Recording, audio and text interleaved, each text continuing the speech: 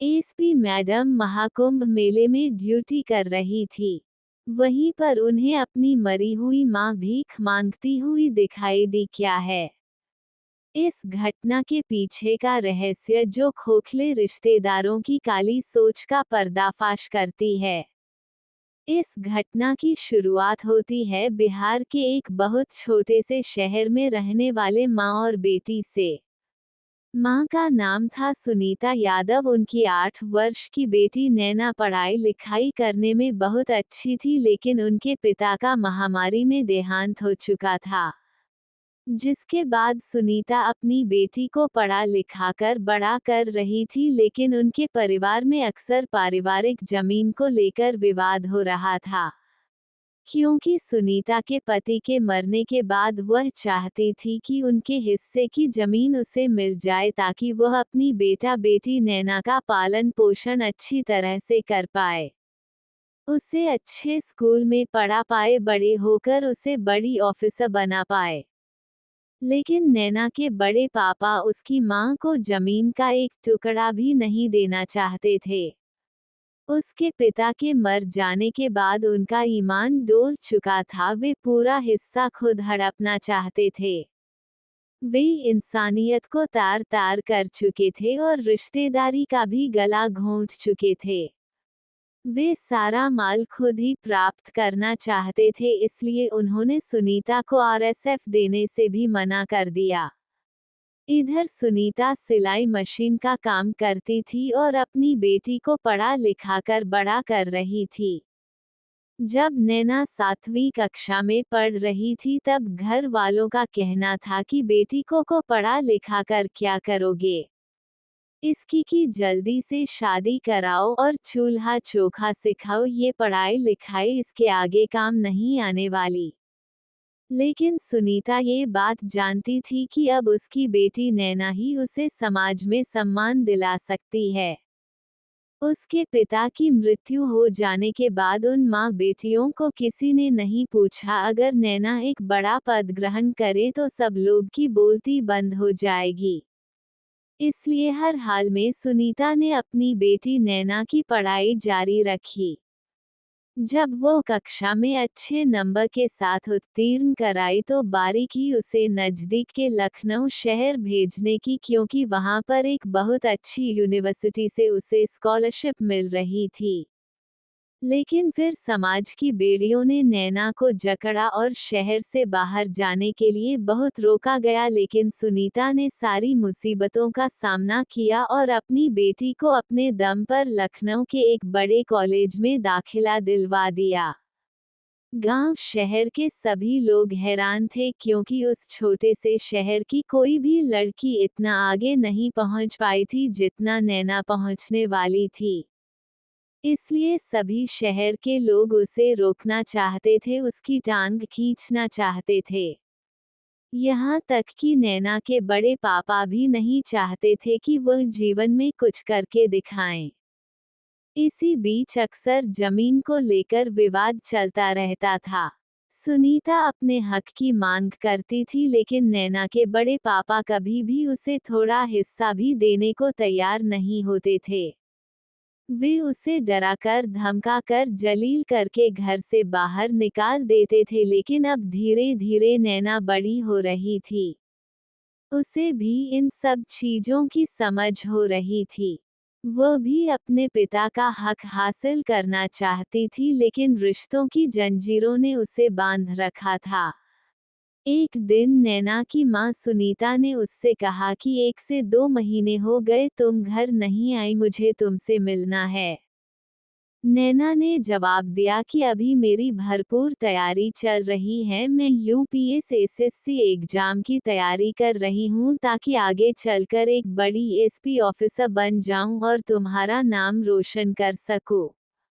सुनीता नहीं चाहती थी अपनी बेटी की पढ़ाई लिखाई में कोई भी दिक्कत हो, इसलिए उसने सोचा कि मैं चुपचाप बस के माध्यम से लखनऊ जाती हूँ और अचानक उसे सरप्राइज दे देती हूँ। जिसके बाद सुनीता ने लखनऊ जाने की एक बस पकड़ी और अपने मन में प्रसन्नता के साथ अपनी बेटी को मिलने के लिए वह बहुत उत्सुक थी। लेकिन उसे इस बात का अंदाजा नहीं था एक ऐसी घटना उसका इंतजार कर रही है जो इसके बाद उसकी पूरी जिंदगी बदल कर रख देगी। दरअसल सुनीता जी इस बस में बैठी थी, उस बस के साथ एक बहुत बड़ा हादसा हो गया। उस बस को चलाने वाला ड्राइवर 2-3 दिन से नहीं सोया था और सामने की ओर से एलपीजी गैस से भरा एक ट्रक जा रहा था। बस ड्राइवर को बार बार नींद आ रही थी। वो कई बार अपने पलकें बंद कर चुका था, लेकिन अब उसकी एक गलती सभी बस यात्रियों की भयंकर मृत्यु का कारण बनी। दरअसल जब एलपीजी गैस से भरा ट्रक सड़क पर सामने जा रहा था, उसी समय बस ड्राइवर की आंख लग गई और उसने अपनी बस को एलपीजी ट्रक के अंदर भर दिया, जिससे गैस का स्त्राव होने लगा। गैस बाहर निकल रही थी, इसी बीच एक ऐसा धमाका हुआ जिससे सभी लोग चारों खाने चित हो गए। तकरीबन आधे से 1 किलोमीटर तक उस भयंकर धमाके की आवाज सुनाई दी। आसपास जो कारें खड़ी थी वह सब उस धमाके की चपेट में आ गए। उस समय सुनीता के साथ उस बस में 45 यात्री मौजूद थे और 20 यात्री उसी समय जलकर मर चुके थे। यहाँ तक कि सुनीता की हालत भी बहुत गंभीर थी। उसका 30% शरीर जल चुका था। अब समय था इस दुर्घटना के बारे में परिजनों के जानने का। सरकार हर दुर्घटनाग्रस्त व्यक्ति के परिजन को बुला रही थी, लेकिन किसी के पास भी नैना का नंबर नहीं था। यहाँ तक कि नैना तो जानती भी नहीं थी कि सुनीता बस के माध्यम से उसे सरप्राइज देने लखनऊ आ रही थी। तभी नैना के बड़े पापा को सरकार की ओर से एक फोन गया, जिसमें उन्हें पता चला कि सुनीता दुर्घटना वाली बस का ही शिकार हो चुकी है। वो उसमें लखनऊ जा रही थी और उसकी हालत बहुत गंभीर है। जब उसके बड़े पापा का पूरा परिवार सुनीता की हालत देखने पहुंचा तो वहां पर चारों ओर बहुत बुरी और गंभीर स्थिति थी। कई लोगों के बॉडी पार्ट जल चुके थे, कई लोग अपने हाथ पांव खो चुके थे। तकरीबन मरने वालों की संख्या 45 में से 25 हो चुकी थी और सुनीता भी एक एम्बुलेंस में घायल अवस्था में मौजूद थी। तब उसके बड़े में पापा ने इंसानियत को शर्मसार करने वाली एक ऐसी घटना को अंजाम दिया जिसे सुनकर आपकी आंखों में से भी आंसू आने लगेंगे। नैना के बड़े पापा ने ये सोचा कि यह तो आज नहीं तो कल वैसे ही मर जाएगी। अगर किसी तरह इसे बचा लिया गया तो फिर से यह मेरे दरवाजे पर जमीन मांगने आएगी। अगर आज किसी तरह इसे मृत घोषित कर दिया गया तो जिंदगी भर जमीन देने के नाम पर छुटकारा मिल जाएगा। उन्होंने सुनीता को देखना तक पसंद नहीं किया और सरकार को ये हवाला दिया कि लोगों में हमारी जान पहचान का कोई भी इंसान नहीं है। वास्तव में चंद पैसों के लालच में उन लोगों ने अपना ईमान बेच दिया था। कुछ दिनों बाद जब नैना अपनी मां को मिलने पुनः अपने छोटे से शहर आई तो उसने देखा कि घर पर तो ताला लगा हुआ है। अपनी मां को इधर उधर ढूंढते ढूंढते जब वो अपने बड़े पापा के घर पहुंची, वहां से उसे जानकारी मिली कि उसकी मां तो मर चुकी है। अचानक से इतना बड़ा झटका नैना सहन नहीं कर पाई। उसे समझ नहीं आ रहा था आखिर यह सब कैसे हुआ। उसने अपने रिश्तेदारों से कहा, आप इस घटना के बारे में मुझे उसी समय बता नहीं सकते थे क्या? मैं इतनी पराई हो गई हूँ? लेकिन सबका कहना था हमारे पास तुम्हारा मोबाइल नंबर नहीं है, हम तुम्हें कहाँ ढूंढते फिरते। अब दुर्घटना को हुए तकरीबन 2 महीने बीत चुके थे। अब सुनीता कहाँ थी, किस हालत में थी, किसी को इस बात का कोई अंदाजा नहीं था। लेकिन नैना के बड़े पापा ने उसके मन में ये डाल दिया था कि हम लोग दुर्घटना वाली जगह पर गए थे और हमने देखा कि तुम्हारी माँ पूरी तरह से जल चुकी है। वहां पर उसकी डेड बॉडी पड़ी हुई थी। हमने अपनापन दिखाते हुए उसका अंतिम संस्कार किया ताकि तुम्हारी माँ की आत्मा को मुक्ति मिल सके। तुम्हें तो हमारा एहसान मानना चाहिए, बल्कि तुम हम पर ही गुस्सा कर रही हो। अब थक हार चुकी थी, उसके पास कोई जवाब नहीं था। जवाब उदास मन से और उस शहर को हमेशा हमेशा के लिए भूलाकर वह फिर से लखनऊ आ गई। अपनी माँ के ख्याल उसे परेशान कर रहे थे। मन में एक विचार आ रहा था कि काश मैं माँ के कहने पर उस दिन अपने घर चली जाती तो शायद माँ की जान बच जाती। क्योंकि वह खुद मुझसे ही मिलने लखनऊ आ रही थी और उसी बस में दुर्घटना का शिकार हो गई। नैना दिन प्रतिदिन डिप्रेशन में जा रही थी, अपनी पढ़ाई लिखाई पर ध्यान नहीं लगा पा रही थी। लेकिन तभी मनोज के रूप में उसे एक सहारा मिला जो उसके साथ पढ़ाई करता था। मनोज ने उससे कहा कि तुम्हारी माँ बहुत अच्छी थी, बहुत हिम्मत वाली थी। अपने पति के जाने के बाद उन्होंने तुम्हारा अच्छा खासा ख्याल रखा। जहाँ समाज ने चाहा कि तुम पढ़ाई ना करो, वहाँ पर तुम्हें पढ़ने के लिए उन्होंने सिलाई का काम किया। अपनी खुशियों को मार दिया, लेकिन तुम्हारी खुशियों को कभी मरने नहीं दिया। खुद फटे हुए कपड़े पहन लिए, लेकिन तुम्हारे लिए नए वस्त्र लाई। उसी को तो माँ कहते हैं। क्या तुम उस माँ का एक सपना पूरा नहीं करोगी? तुम्हारी माँ चाहती थी तुम बड़ी ऑफिसर बनो। आज भले ही तुम अपनी माँ को नहीं देख पाए, अंतिम समय में उनके साथ नहीं रह पाए, लेकिन अगर तुम उनका सपना पूरा करोगी तो आज जहाँ पर भी वह मौजूद है, वह तुम्हें आशीर्वाद जरूर देगी। तुम्हें वर्दी में देखकर बहुत खुश होगी। मनोज की उत्साह बढ़ाने वाली इन बातों से नैना के अंदर फिर से चिंगारी उठी। वह समझ चुकी थी कि अब जिंदगी में उसे क्या करना है। उसे उसका सपना पूरा करना है, अपनी माँ का सपना पूरा करना है। वो लखनऊ में पढ़ रही थी, साथ में यूपीएससी एग्जाम की तैयारी करने लगी। वह रात दिन एक करके पढ़ाई लिखाई कर रही थी। कभी कभी मन में पुरानी यादें आती थी जो उसे भटकाती थी, लेकिन उसका लक्ष्य अब बहुत मजबूत था। वह किसी भी हाल में नहीं झुकने वाली थी। वो कुछ बड़ा करने वाली थी। उसने ने हर संभव प्रयास किया।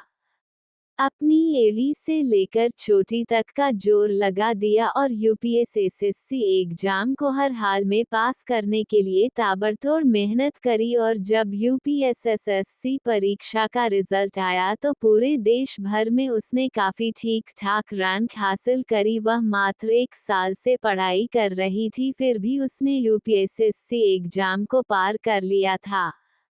जो बड़े बड़े 30 मार खान भी 3 से 4 साल में नहीं कर पाते, या उसके दृढ़ निश्चय और जबरदस्त हौसले का ही परिणाम था।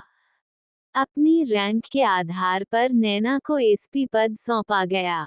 अब उसके पास पावर थी, गाड़ी थी, उसके पास वह सब कुछ था जो उसे समाज में सम्मान दिला सकता था। लेकिन कमी थी एक माँ की, जो उस दुर्घटना में मारी जा चुकी थी।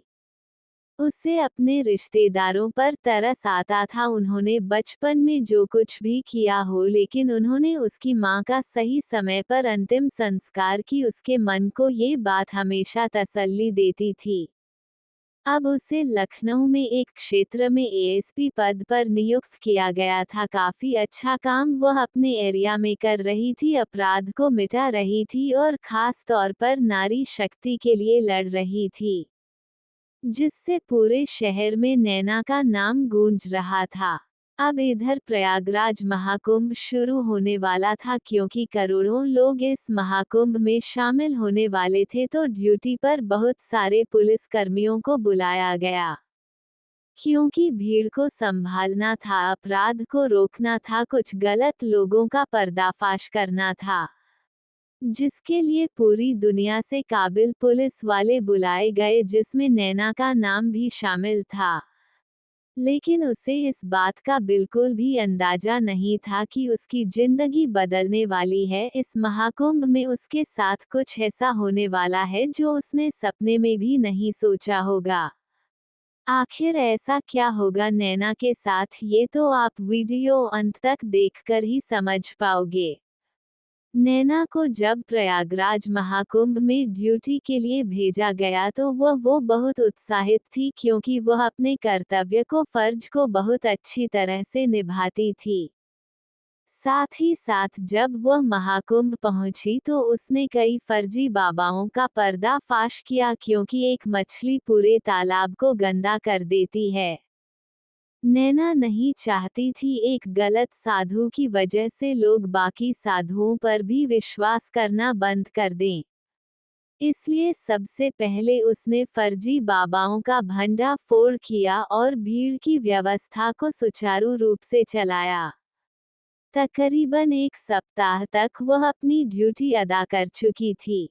एक दिन जब वह महाकुंभ में ड्यूटी कर रही थी तभी उसे एक महिला बूढ़ी भीख मांगते हुए दिखाई दी। नैना को समझ नहीं आ रहा था कि आखिर यह कौन है, लेकिन उसे देखकर पता नहीं क्यों अपनपन सा महसूस हो रहा था। उस बूढ़ी औरत का आधा चेहरा जला हुआ था। उसका शरीर बहुत दुबला पतला था, मानो कई दिनों से कुछ भी नहीं खाया हो। तब नैना को उसकी स्थिति पर दया आ गई और सोचने लगी कि मैं इसकी कुछ मदद कर देती हूँ। नैना ने अपने पर्स में से पैसे निकाल और उस बूढ़ी औरत से कहा कि अम्मा लो, ये पैसे अपने पास रख लो। लेकिन जैसे ही उस बूढ़ी औरत की नज़र नैना पर पड़ी वो बिलक बिलक कर रोने कुछ लगी और कहने लगी, मेरी बच्ची, मैं तुम्हारी माँ सुनीता हूँ। क्या तुमने मुझे पहचाना? मैं सालों से तुम्हें ढूंढ रही हूँ। आखिर तुम कहाँ चली गई थी? मैंने तुम्हारा पता लगाने की बहुत कोशिश करी। ये बात सुनकर नैना कुछ देर के लिए हैरत अंगेज रह गई। उसके हाथ पांव कांप रहे थे, उसके रोंगटे खड़े हो गए थे। तभी उसने महसूस किया कि वो बूढ़ी औरत कोई और नहीं बल्कि उसकी की माँ सुनीता है। उसके होश उड़ गए। अपनी मां को महाकुंभ मेले में जीवित देखकर, बिखड़ी की तरह भीख मांगते देखकर उसके हाथ कांप रहे थे। लेकिन उसकी मां तो मर चुकी थी, आखिर वह इस महाकुंभ में जीवित कैसे थी? ये सवाल उसके दिमाग में गूंज रहा था। सबसे पहले उसने अपनी मां को गले से लगाया और कहा, मां तुम जिंदा हो। मैंने तो सुना था तुम बस हादसे में मर गई, मैं तब से तुम्हें मृत मान रही थी। मुझे इस बात का बिल्कुल भी अंदाज नहीं था कि तुम जिंदा हो, मुझे माफ कर दो। उसने अपनी मां को गले से लगाया और कोने में बैठाकर पानी पिलाया। अपनी मां की ऐसी स्थिति देखकर उसे बहुत दया आई। लेकिन कुछ देर बाद उसकी मां ने जो सच्चाई नैना को बताई उसे सुनकर आपके भी पसीने छूट जाएंगे। सुनीता ने बताया, उस दिन मैं लखनऊ जाने वाली बस में तुमसे मिलने आ रही थी। लेकिन अचानक बीच रास्ते में हमारी बस एक एलपीजी गैस वाले ट्रक के साथ टकरा गई और भयंकर अग्नि विस्फोट हो गया, जिसमें कई लोग मर गए। मैं भी 40% तक जल चुकी थी और मेरी हालत बहुत गंभीर थी। रिश्तेदारों को भी बुलाया गया, तुम्हारे बड़े पापा को भी बुलाया गया, लेकिन उन्होंने मेरी तरफ देखा तक नहीं और ये बयान दे दिया कि मेरा तो यहाँ कोई भी नहीं है। जिसके बाद मुझे लावारिस मानकर सरकार ने एक सरकारी अस्पताल में मेरा इलाज करवाया। तकरीबन 1 माह के पश्चात मैं सही हुई, लेकिन मैं उस समय किस अस्पताल में थी, किस शहर में थी, मुझे बिल्कुल भी अंदाजा नहीं था। साथ ही साथ उस हादसे में मेरे सर पर गंभीर चोट आई थी, जिस वजह से मैं अपनी याददाश्त भी खो चुकी थी। मैं इधर उधर भटक रही थी, दर दर की ठोकरें खा रही थी, मेरा कोई अपना नहीं था। तब कुछ लोगों ने मुझे उस शहर के एक वृद्धाश्रम छोड़ दिया, लेकिन कुछ दिनों बाद मैं वहां से भी भाग आई और आज इस प्रयागराज महाकुंभ में भिखरन के रूप में भीख मांग रही हूँ। लेकिन जब मैंने तुम्हारा चेहरा देखा तो मुझे अपना सारा पुराना समय याद आ गया।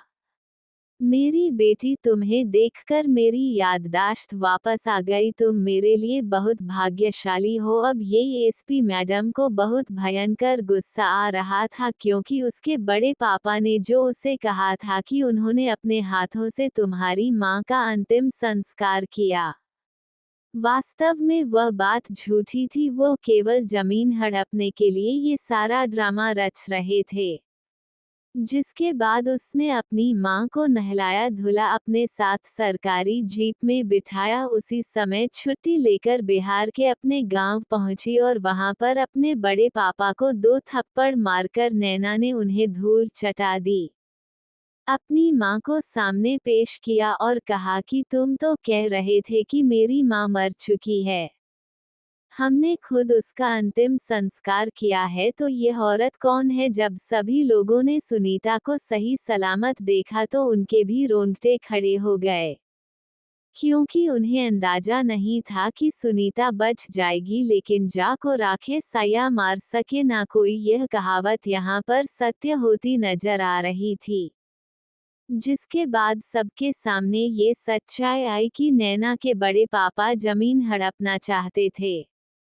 जमीन का एक भी कतरा सुनीता को ना देना पड़े, इसलिए उन्होंने ये घटिया चाल चली थी जो वास्तव में इंसानियत को शर्मसार करने वाली थी।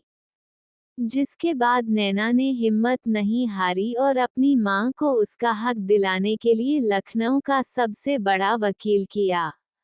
उसके पास पावर थी, एसपी का पद था। उसने अपने बलबूते पर केस जीता और 50 लाख की संपत्ति उसके बड़े पापा को मजबूरन की मां को देनी पड़ी, जो उनके बुढ़ापे का सहारा बनी और एक बार फिर से उनके अच्छे दिन आ गए।